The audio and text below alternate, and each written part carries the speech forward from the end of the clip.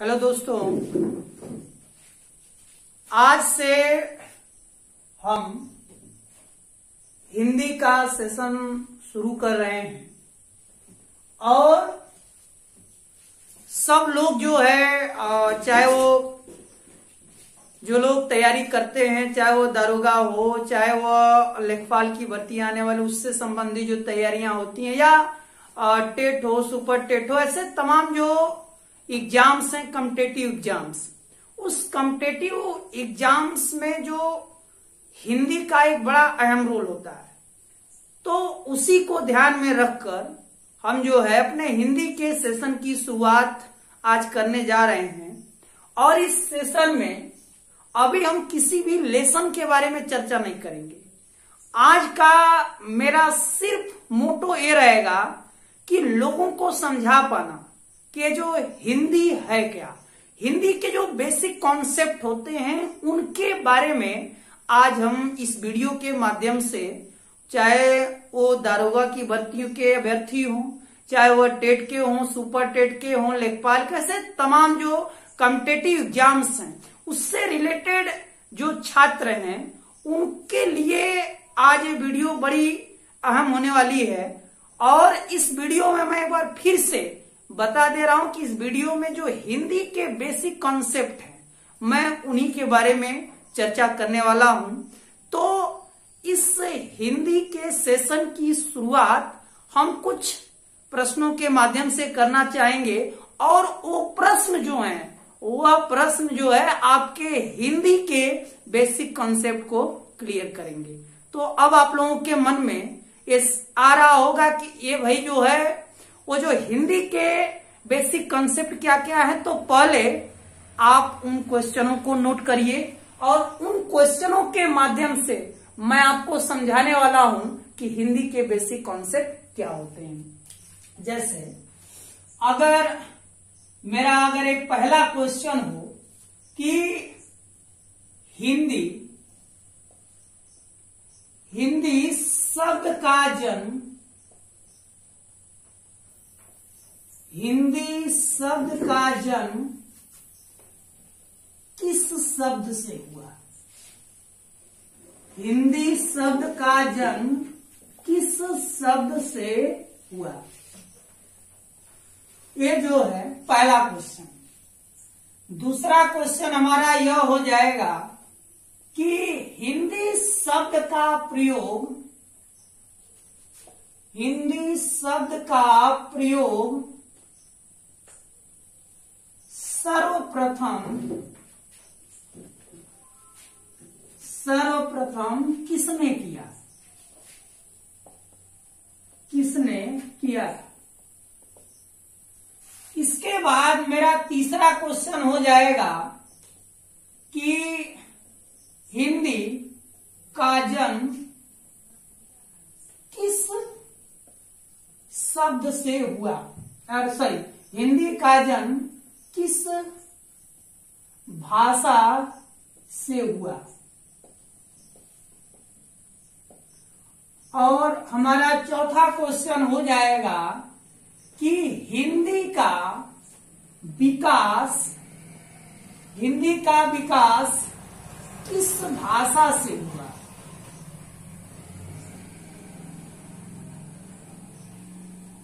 ये जो है आपके सामने ये 4 क्वेश्चन हैं और ये चारों क्वेश्चन इस हिंदी के परिचय के लिए बड़े अहम है। जैसे अगर मैं यह कह दूं कि हिंदी शब्द का जन्म किस शब्द से हुआ, हिंदी शब्द का प्रयोग सर्वप्रथम किसने किया, हिंदी का जन्म किस भाषा से हुआ, हिंदी का विकास किस भाषा से हुआ, ये तमाम जो है कॉम्पिटेटिव क्वेश्चन हमारे ऑप्शनल क्वेश्चन है जो है आते हैं हमारे कॉम्पिटेटिव एग्जाम में। तो इसमें तमाम जो विद्यार्थी हैं वो कंफ्यूज हो जाते हैं।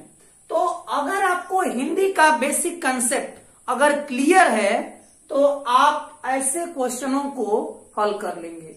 आप सोच रहे होंगे कि सिर्फ 4 क्वेश्चन है, नहीं, इन 4 क्वेश्चनों को अगर आप समझेंगे तो इन 4 क्वेश्चनों से कम 20 क्वेश्चन उठ सकते हैं।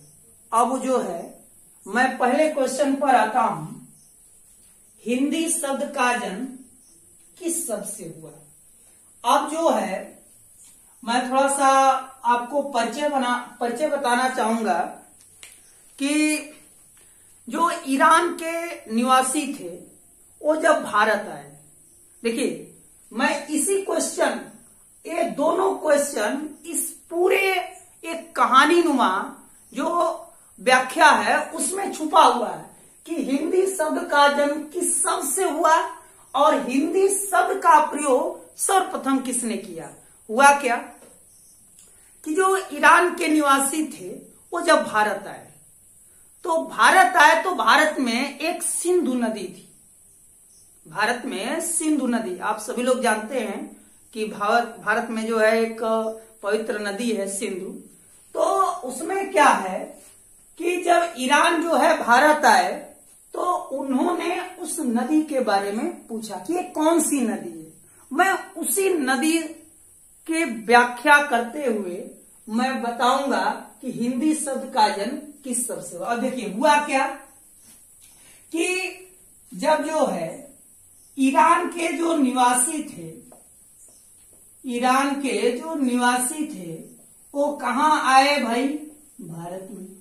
और जब भारत में आए तो जो सिंधु नदी थी, भारत की एक जो पवित्र नदी है जिसको हम जो है सिंधु नदी के नाम से जानते हैं, तो ये जो भारत की जो नदी थी सिंधु, अब इसमें क्या हुआ कि जो ईरान के जो निवासी थे उन्होंने क्या किया, वो जो उच्चारण करते थे, जैसे अगर हम यह कहें तो वो जब अपनी भाषा में, ईरान के जो निवासी थे वो जब अपनी भाषा में उच्चारण करते थे तो स को क्या बोलते थे भाई? ह। स को ह, और जो ध था इसको बोलते थे द। अब क्या हुआ, जो ईरान के जो निवासी थे उन्होंने क्या किया, जो सिंधु था वे उच्चारण इसी ढंग से करते थे कि स को बोलते थे, स का उच्चारण करते थे तो ह बोलते थे और ध का उच्चारण द में करते थे। याद रखिएगा, स का उच्चारण ह में और ध का उच्चारण द में। तो क्या हुआ भाई, अब इस तरीके से वे क्या बोले?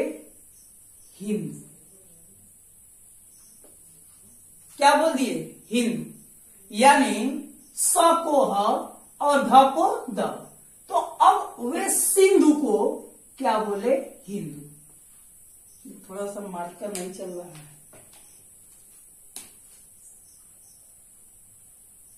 ये हो गया हिंदू। पहले इतनी बात समझ में आई। ईरान के जो निवासी थे वो जब भारत आए तो उन्होंने भारतवासियों से पूछा ये कौन सी नदी है, तो बोले ये सिंधु। और ईरान वाले जो है अपनी भाषा में स को ह बोलते, स का उच्चारण ह करते थे और ध का उच्चारण द करते थे, तो उन्होंने सिंधु को क्या बोला? हिंदू। अब क्या हुआ आगे देखिएगा। अब इसमें जो है हम लोग क्या बोले, अब इसमें हम लोग देखिए, जब छोटा हो और बड़ा हो, आपको कौन सरल लगता है? बड़ा हो। तो क्या हुआ, अब जो है इसको बाद में क्या बोल दिया गया भाई? हिंदू। क्या बोल दिया गया? हिंदू। देखिए जो है, अगर आप छोटा ऊ और बड़ा ऊ करें, देखिए जब भी हम कोई भाषा बोलते हैं तो उसको और सरल करने का प्रयास करते हैं। और इसमें क्या हो, जैसे हिंदू, जैसे अभी हम दुग्ध बोलते थे, अब दुग्ध में छोटा ऊ था, लेकिन उसको और सरलतम से हम क्या बोल दिए? दूध। दूध में क्या लगा दिए? बड़ा ऊ। उसी ढंग से इस शब्द को समझिए। जैसे हिंदू था तो हिंदू में क्या था? हिंदू में क्या था? बड़ा ऊ था। और इसको हम और सरल कर दिए, हिंदू था तो इसमें क्या था? छोटा ऊ था।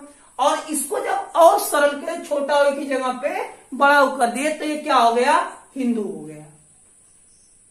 अब क्या हुआ, जब हिंदू हो गया तो अब जो है जब यह जो हिंदू हो गया तो इसके बाद हम लोग क्या किए कि और भी जो है आप लोग जानते हैं कि जब भी कोई भी भाषा बोली जाती है तो घिसती है, और जब घिसती है तो कुछ का लोप होता है और सरलतम रूप में वो प्रकट होती है। तो अब जो है इसको बोलते गए तो यहां से जो बड़ा ऊ था वह जो है लुप्त हो गया। हम क्या कर रहे हैं और सरल करने का प्रयास हम कर रहे हैं। जब भी आप कोई भाषा बोलेंगे तो घिसती है, तो अब फिर बाद में क्या हो गया भाई, हिंद। क्या हो गया, हिंद। और कालांतर में अगर हम बात करें तो कालांतर में यह जो हिंद था यह हिंद से क्या बना भाई, हिंदी। कालांतर में ये जो हिंद था इससे क्या, कालांतर में अब हिंद से क्या बन गया, हिंदी। तो अब हमने क्या किया, यहां पे क्वेश्चन को आप जो है सुनिए। अगर एक क्वेश्चन आ गया कि हिंद शब्द का जन्म किस शब्द से हुआ तो क्या बोलेंगे, सिंध। हिंद शब्द का जन्म अगर देखा जाए तो किस शब्द से हुआ, सिंधु। और अगर दूसरे प्रश्न का अगर हम आंसर दें तो हिंदी शब्द का प्रयोग सर्वप्रथम किसने किया, तो किसके निवासी भारत में आए थे, ईरान के। और ईरान के निवासी ही क्या किए, स की जगह पे क्या उच्चारण किए, ह, और ध की जगह पे क्या किए, द। तो यहाँ पे क्या हो जाएगा, हिंदी शब्द का प्रयोग सर्वप्रथम ईरान के निवासियों ने, ईरानियों ने किया था। पहला और दूसरा का जो है आंसर समझ में आ गया। एक बार फिर से संक्षेप में मैं बताने का प्रयास करूंगा कि जो है हिंदी शब्द का जन्म किस शब्द से हुआ और हिंदी शब्द का प्रयोग सर्वप्रथम किसने किया। तो इसमें हम यही बताना चाहेंगे कि जब ईरान के निवासी कहाँ आए, भारत में, और किस नदी के बारे में पूछा, सिंधु नदी के बारे में। तो जो ईरान के निवासी थे वो स को क्या बोलते थे, ह, और ध को क्या बोलते थे, द। यानी स का उच्चारण ह में करते थे और ध का उच्चारण द में। तो क्या बना, हिंदू। और छोटा ऊ जो था हिंदू में उसको और सरल किया गया तो क्या बना, हिंदू। और फिर हिंदू से, और जब बार बार बोला जाने लगा तो यह जो है इसका जो बड़ा ऊ था उसका भी लोप हुआ और क्या बन गया, हिंद। और कालांतर में हिंद से क्या बन गया, हिंदी। तो अगर ये दोनों क्वेश्चन, हिंद शब्द का जन्म किस शब्द से हुआ तो सिंधु शब्द से, और हिंद शब्द का प्रयोग सर्वप्रथम किसने किया तो ईरानियों ने। क्लियर। अब देखिए ये जो है हमारा जो पहला क्वेश्चन था और दूसरा क्वेश्चन ये हमारा क्लियर हो गया। अब इसके बाद हमारा ये जो तीसरा क्वेश्चन है कि हिंदी का जन्म किस भाषा से हुआ। ये जो तीसरा क्वेश्चन है, हिंदी का जन्म किस भाषा से हुआ, तो आप लोग सभी लोग जानते हैं कि सभी भाषाओं की जननी कौन है भाई, सभी भाषाओं की जननी कौन है, संस्कृत। कौन है भाई, सभी भाषाओं की जननी कौन है, संस्कृत। अच्छा एक क्वेश्चन हम लोग बहुत पहले से भी जानते हैं कि सभी भाषाओं की जननी कौन है, संस्कृत। तो अगर ये क्वेश्चन आ रहा है कि हिंदी का जन्म किस भाषा से हुआ, तो मैं थोड़ा सा इसको एक जो है ग्राफ के माध्यम से समझाना चाहेंगे। देखिए जो संस्कृत है इसमें इसका जो है और इसका, इन दोनों का आंसर छुपा हुआ है, मैं आपको अभी क्लियर कर दे रहा हूं। और देखिए संस्कृत में दो संस्कृत है, एक है वैदिक संस्कृत और एक है आपका लौकिक संस्कृत। यह जो लौकिक संस्कृत है, अब इससे अगर देखा जाए तो क्या है, पौली भाषा। फिर उसके बाद हमारा क्या बना भाई, उसके बाद जो है प्राकृत। फिर उसके बाद देखिए ये जो संस्कृत को दो भागों में बांटा गया, एक वैदिक संस्कृत एक लौकिक संस्कृत। फिर इससे जो जो उत्पत्ति हुआ मैं उसके बारे में बात कर रहा हूं। लौकिक से पौली, पॉली से जो है प्राकृत, फिर प्राकृत से जो है अपभ्रंश, फिर अपभ्रंश जो है इससे जो है आपका आया अवहट, फिर इससे जो है हमारा आया पुरानी हिंदी, फिर पुरानी हिंदी से हमारा आया मानक हिंदी। दिख रहा तो ठीक, नहीं तो जो है आप लिख लीजिएगा। ये जो है हमारा एक पैराग्राफ और सॉरी चार्ट। अगर हम देखें जो वैदिक संस्कृत क्या है, वैदिक संस्कृत में आपका जो है वेद आ जाते हैं, जैसे ऋग्वेद हो गया, सामवेद हो गया, अथर्ववेद हो गया, ऐसे जो वेद है। अब यहां से क्वेश्चन उठता है कि क्या ये जो वैदिक संस्कृति है क्या इसमें व्याकरण था? व्याकरण नहीं था।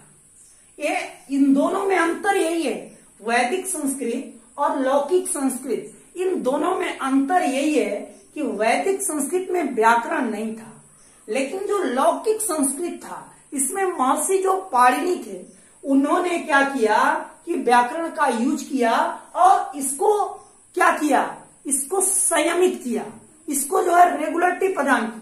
तो इसमें क्या करना है कि अगर कोई आपसे पूछ दिया कि सामवेद हो गया, देखिए क्वेश्चन यहां से उठता है, मैं आपको क्लियर कर दूं, बहुत लोग पूछ सकते हैं, वैसे कभी कभी क्वेश्चन ये आ भी सकता है, जैसे पूछ दिया जाए कि ऋग्वेद के लेखक कौन है, सामवेद के लेखक कौन है, यजुर्वेद के लेखक कौन है, तो आपको यही बताना है कि इनके कोई रचनाकार नहीं होते। ये जो ब्रह्मा जी के मुख से, लोग बोलते हैं ऐसा कि जो ब्रह्मा जी के मुख से इन वेदों की जो उत्पत्ति हुई, इन वेदों को लिखा, इन वेदों की उत्पत्ति हुई थी, तो इसमें क्या करना, अगर कोई आपसे पूछता है कि वेदों के रचयिता कौन है, तो आपको यही जवाब देना होगा कि कोई नहीं, वेदों के कोई रचनाकार नहीं होते।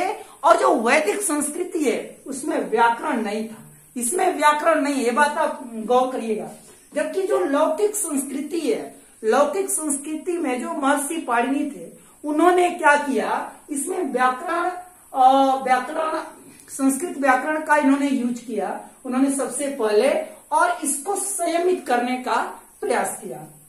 अब देखिए लौकिक संस्कृति से हमारा कौन बना, पॉली, पॉली से कौन सी भाषा, पॉली से जो है और एक भाषा, पॉली से फिर जो है विच्छेदित हुआ कौन, प्राकृत, फिर इससे क्या, अपभ्रंश। मैं यहीं पे थोड़ा सा आप लोगों का जो है ध्यान आकर्षित करूंगा कि ये जो अपभ्रंश है इसी से नई भाषाओं का, याद रखिएगा, इसी से नई भाषाओं की क्या होती है, उत्पत्ति, इसी से नई भाषाओं की नई भाषाओं का क्या होता है, विकास होता है।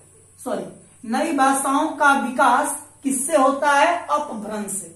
अब देखिए आपका ये दोनों क्वेश्चन क्लियर हो गया होगा कि अगर कोई पूछ दिया कि हिंदी का जन्म किस भाषा से हुआ, तो आप क्या बोल देंगे, संस्कृत।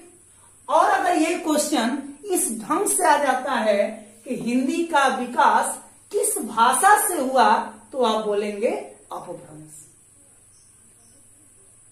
ये बात आप लोगों को समझ में आई होगी।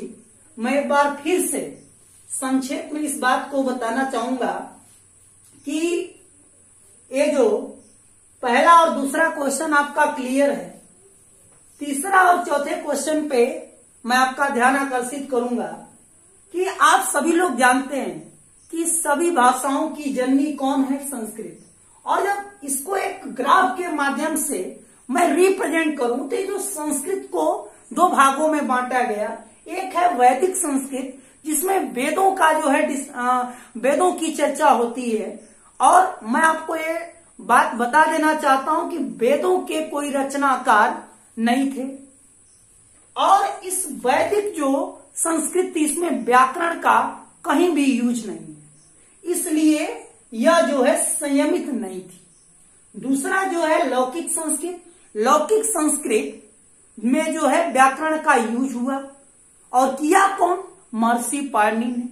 और ये जो लौकिक संस्कृति है यह संयमित है, क्यों, क्योंकि व्याकरण का यूज हुआ है। और आपको मालूम है कि अगर व्याकरण का यूज नहीं होगा तो कोई भी भाषा संयमित नहीं हो सकती, चाहे वो इंग्लिश हो चाहे कोई भी भाषा। अब यहाँ पे लौकिक से क्या, लौकिक से जो है क्या बना भाई पॉली, पॉली से क्या शब्द बना प्राकृत, ऐसे तमाम भाषाएं। फिर इससे जो है उत्पत्ति हुई अपभ्रंश, और ये जो अपभ्रंश है इसी से नई भाषाओं का विकास होता है। देखिए यहाँ पे हम क्या कर रहे हैं, नई भाषाओं का विकास होता है, न कि जन्म होता है। यहीं पे लोग कंफ्यूज आते हैं। कुछ लोग सोच लेंगे ये भाई नई भाषाओं का विकास, तो यहीं पे ध्यान देना है कि भाषाओं की जननी तो कौन है, संस्कृत, चाहे वो हिंदी हो चाहे कोई भी हो। तो हिंदी का जन्म किस भाषा से हुआ, तो संस्कृत। और यही क्वेश्चन इस ढंग से आ जाए कि हिंदी का विकास किस भाषा से हुआ, तो वहां पे आप बोलेंगे अपभ्रंश। मुझे उम्मीद है कि आप लोगों को समझ में आया होगा। और एक चारों क्वेश्चनों के माध्यम से मैं हिंदी का थोड़ा सा परिचय आप लोगों के सामने रखा हूं। और जो है तैयारी से रिलेटेड छात्र या छात्राएं हैं वो जरूर इस वीडियो को देखें और जरूर जो है इससे कुछ सीखें। आगे भी हमारी उम्मीद रहेगी कि जो है अगले वाली वीडियो में हम जो है नए चैप्टर के साथ जो है, चाहे वो दारोगा से रिलेटेड हो, चाहे वो जो लेखपाल के से रिलेटेड हो, ऐसे तमाम भर्तियों में जो जनरल चीजें आती हैं, जो जनरल हिंदी रहती है, मैं उनके बारे में अगले वीडियो में बहस करूंगा। और देखिए थोड़ा सा आप लोगों से रिक्वेस्ट है कि आप लोग हमारे वीडियो को जो है और भी लोगों के साथ शेयर करिए, और कोई इसमें दिक्कत हो तो आप कमेंट करके मुझे बताइए, मैं उसमें सुधार करने का प्रयास करूंगा। और आपसे रिक्वेस्ट है कि हमारी जो चैनल है बायो अजय मौर्य, उसको सब्सक्राइब करें, और उसमें जो है जो नया मैं सेशन चालू किया हूं हिंदी का, और भी लोगों को बताएं। बहुत बहुत धन्यवाद।